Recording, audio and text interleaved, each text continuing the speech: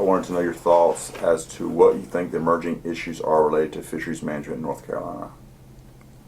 Well, climate change is one of them because fishery populations are moving, and we have to be able to adapt and be able to manage fisheries that we have never seen before, and we're going to lose fisheries that we've had for a long time. So I guess managing by fishery management plan would hopefully promulgate that. I don't know for sure, but you would hope that it would. I mean, there's been big changes in the fisheries since I was fishing on the piers in the 60s.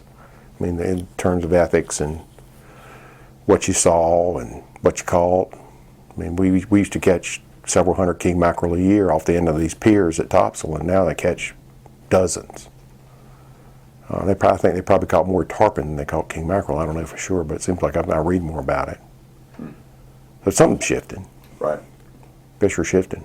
We certainly don't see the menhaden we saw back in the 60s and 70s.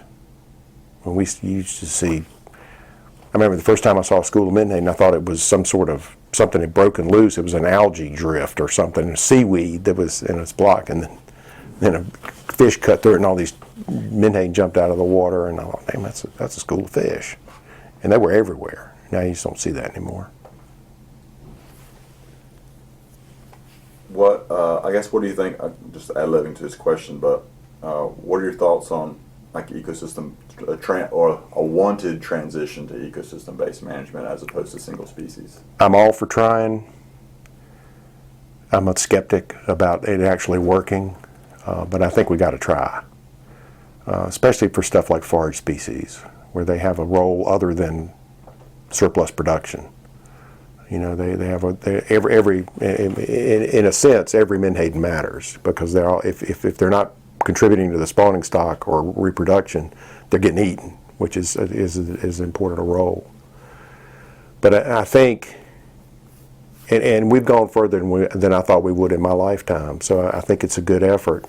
But I think we know each trophic level. We know a good bit about, limnology. We know a good bit about the zooplankton and phytoplankton, and about the things that eat them, and the things that eat the zooplankton and phytoplankton. But we don't know anything about the interactions between those different trophic levels.